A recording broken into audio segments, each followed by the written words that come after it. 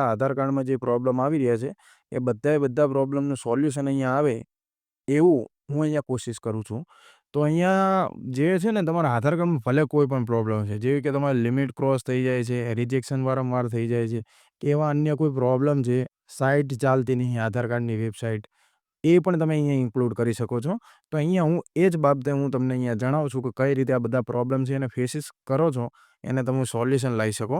તો એના માટે તમે છે ને અહીંયા હું ઓનલાઈન અને ઓફલાઈન બંને પ્રોસેસ હું તમને અહીંયા જણાવવાનો છું. પરંતુ અહીંયા હું તમને સ્ટાર્ટિંગમાં છે તો હું તમને અહીંયા ઓનલાઈન પ્રોસેસ સમજાવું છું.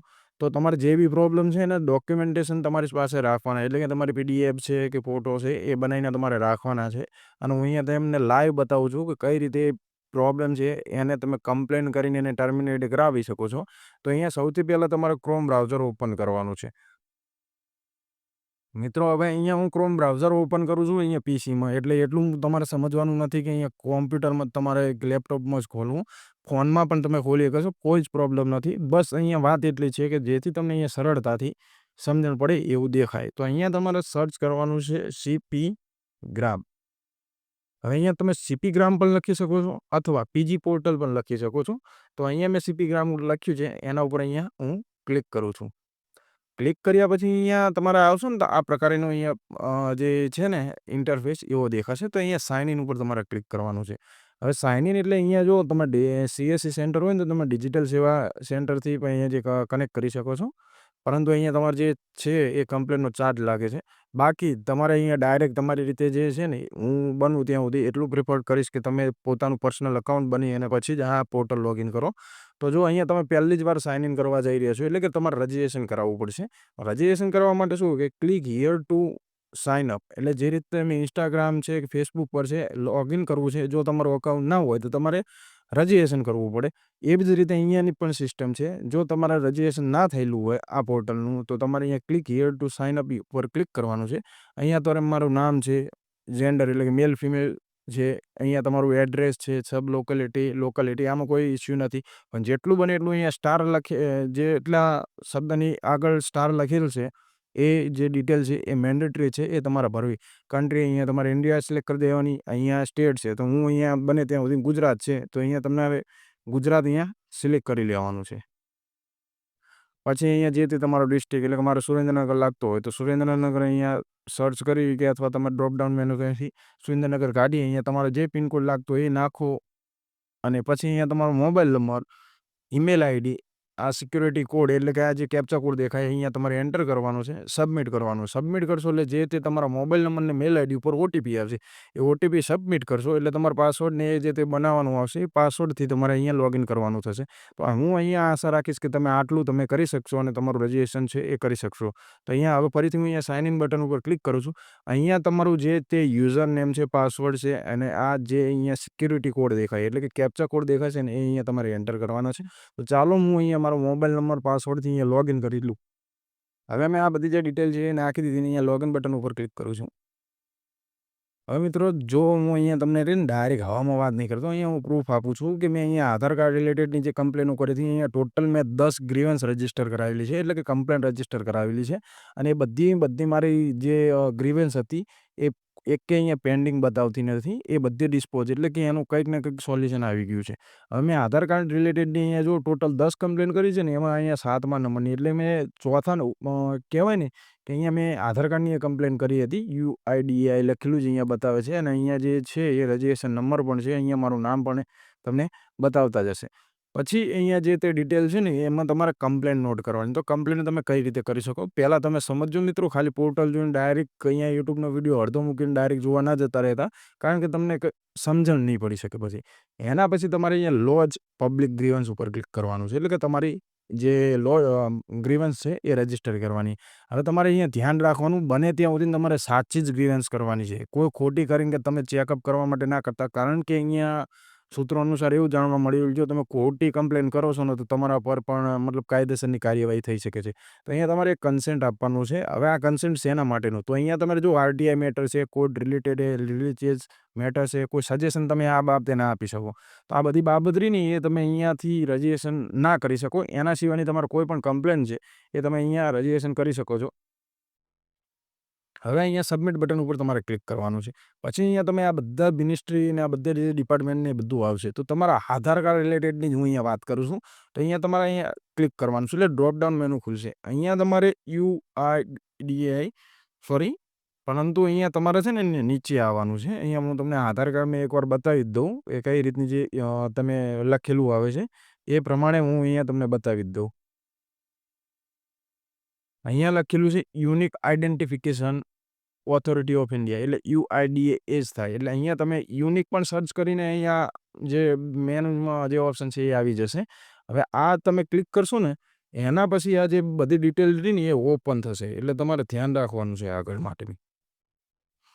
હવે અહીંયા જે મિનિસ્ટ્રી છે ને એ સિલેક્ટ કરી લીધી છે. હવે એના પછી મેઇન કેટેગરી છે ને એ તમારે ક્લિક કરવાની છે. તો અહીંયા જો તમારે નોન એનરોલમેન્ટ છે, નોન જનરેશન ઓફ આધાર કાર્ડનો તમારો પ્રોબ્લેમ આવે છે તો પણ તમે અહીંયાથી એ ક્લિક કરીને આગળ not updation of Aadhaar card છે, એનરોલમેન્ટ સેન્ટર રિલેટેડ કોઈ ઇસ્યુ છે, હેલ્પ ડેસ્ક એટલે કે તમે આઈડી ઉપર તમે કોઈ કમ્પ્લેન કરો છો પણ પરંતુ કોઈ સોલ્યુશન નથી આવતું તો પણ અહીંયા તમે કમ્પ્લેન કરી શકો છો. તમે કોઈ સેન્ટર ઉપર જાઓ છો ને એ તમારી પાસે વધના કોઈ પૈસા માગે એટલે કે કરપ્શન કરે છે તો તમે આ કરપ્શન કેસીસ ઉપર ક્લિક કરી શકો છો. આધાર નંબર રિલેટેડ ઇસ્યુ એટલે કોઈ આધાર કાર્ડના કોઈ તમારી પ્રોબ્લેમ આવતા હોય તો એના ઉપર તમે અહીંયા ક્લિક કરી આગળની પ્રોસેસ કરી શકો છો. Non receipt of Aadhaar letter એટલે તમે જ્યાં ત્યાં જાઓ છો અને તમારા આધાર કાર્ડની રિસિપ્ટ નથી આપતા, પછી કે આધાર PVC કાર્ડની કોઈ જે રિસિપ્ટ છે એના રિલેટેડ કોઈ ઇસ્યુ છે, linking of Aadhaar related issue છે એટલે કે આધાર કાર્ડમાં તમારે લિંકિંગ કરવામાં કોઈ પ્રોબ્લેમ આવી રહ્યા છે, એ પોલિસી સજેશનમાં કોઈ પ્રોબ્લેમ તમારે જે સજેશન આપવું છે જે એમની પોલિસી છે એના માટેની અહીંયા આધાર કાર્ડની જે વેબસાઇટ છે એના રિલેટેડનો ઇસ્યુની વાત છે. ઓથેન્ટિકેશન ઇસ્યુ એટલે કે તમારો આધાર કાર્ડ કોઈ જગ્યાએ ઓથેન્ટિકેટમાં પ્રોબ્લેમ આવતો હોય તો એ તમે અહીંયા સિલેક્ટ કરી શકો છો. પછી આ રીતના બધા અહીંયા જે છે ને એ સિસ્ટમ અહીંયા આવી રીતના બીજા પણ ઘણા બધા પ્રોબ્લેમ છે અને જે તમારા પ્રોબ્લેમ છે ને એ અહીંયા નહીં બતાવતા તો અહીંયા MISC એવું લખેલું છે ને એના ઉપર કરવાનું છે એટલે કે આધાર જેવું થાય મિસક્યુલિનિયસ પરચુરણ એવો શબ્દ તમે વાપરી શકો. એના ઉપર ક્લિક કરીને તમારી જે ડિટેલ છે ને એ બધી ભરી શકો છો. હવે જો તમને ખબર ના હોય ને તો બરાબર અહીંયા એની અધર કેસીસ છે. Aadhaar is not being accept as valid ID કોઈ જગ્યાએ તમારો આધાર કાર્ડ વેલિડ નથી ગણવાનું તો આ અલગ અલગ જે આમાં છે ને એ બધા આવશે. મેં જાણું છું ત્યાં સુધી તમારા જે પણ પ્રોબ્લેમ છે ને એ બધા અહીંયા આવી જશે.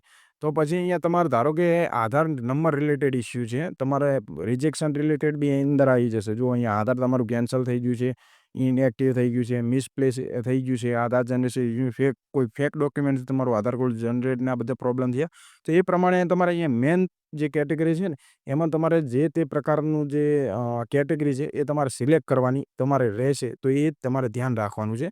તો મેં અહીંયાથી આ સિલેક્ટ કરી લીધેલી છે ને આધાર રિલેટેડ તો મારું આધાર કાર્ડ છે ને એ કેન્સલ થઈ ગયું એ રીતનું મારી વાત છે. પછી અહીંયા શું છે કે જે તે આધાર કાર્ડની જે તમે મતલબ ગુજરાતથી જ એપ્લાય કરો તો અહીંયા તમારે ગુજરાત સિલેક્ટ કરી અને ઓકે આપી દેવાનું. પછી જે તે તમારે ગ્રીવેન્સ અહીંયા રજીસ્ટર કરવાની છે. હવે જે તે તમે અહીંયા ગ્રીવેન્સ રજીસ્ટર કરો ને તો અહીંયા ધ્યાન રાખજો કે અહીંયા ઇંગ્લિશનો જ ઓપ્શન આવે છે. તમારે જે તે માહિતી લખશો ને ઇંગ્લિશમાં લખો પરંતુ આપણે ગુજરાતી માણસો આપણને તો આપણી ભાષાથી જે પ્રેમ છે અને એ પ્રકારની જે આપણી સિસ્ટમ છે એ પ્રમાણે ચાલવાની વાત છે.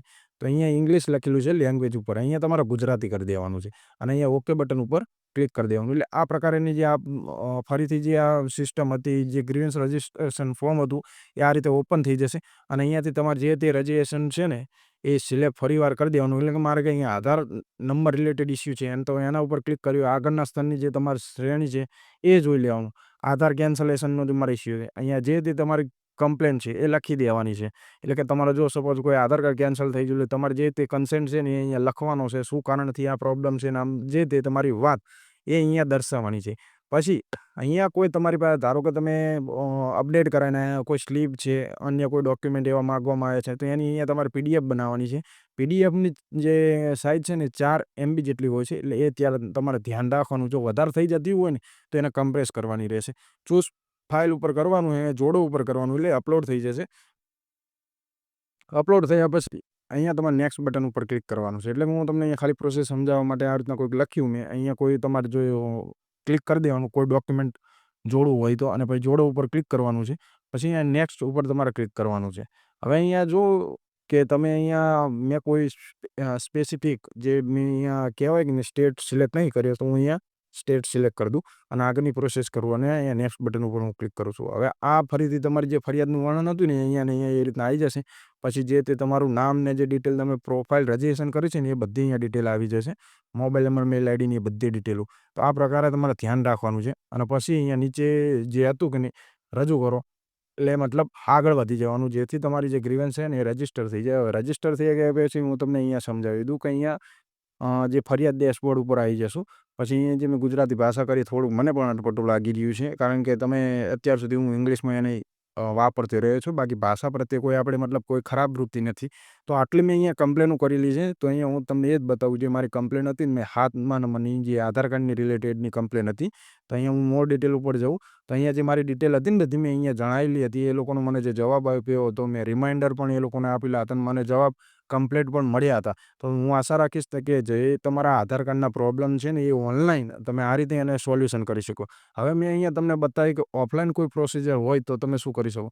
તો ઓફલાઈનમાં મિત્રો હું તમને એટલું જ જણાવીશ કે અમદાવાદ એટલે કે જે તે તમારી સ્ટેટ ઓફિસ લાગે છે શાહીબાગ પાસે ત્યાં તમારે જવાનું રહેશે. એ લોકોને તમારો કન્સેન્ટ જે તે વાત છે એ તમારે જણાવવાની રહેશે અને પછી એના ઉપરથી એ લોકો તમને ઓફલાઈન જે એમની થતી હશે એ મદદ તમને કરશે. તો હું આશા રાખીશ કે આથી તમારે જે આધાર કાર્ડનો કોઈ પ્રોબ્લેમ આવે છે આ વેબસાઇટથી તમારે જે તે એનું સોલ્યુશન આવશે. હવે મિત્રો અહીંયા એક વાત ધ્યાન રાખવાની જે તે મોબાઈલ નંબર આપો ને તમારે ચાલુ નંબર આપો કારણ કે ઘણી વાર નહીં પણ 99.99% એ લોકો આપણને કોલ કરે છે કારણ કે તમે જે અહીંયા વાત લખી હોય એમને સમજણ પડી હોય ના પડી હોય પણ ડાયરેક્ટ તમારો પણ કન્સેન્ટ કરી શકે છે.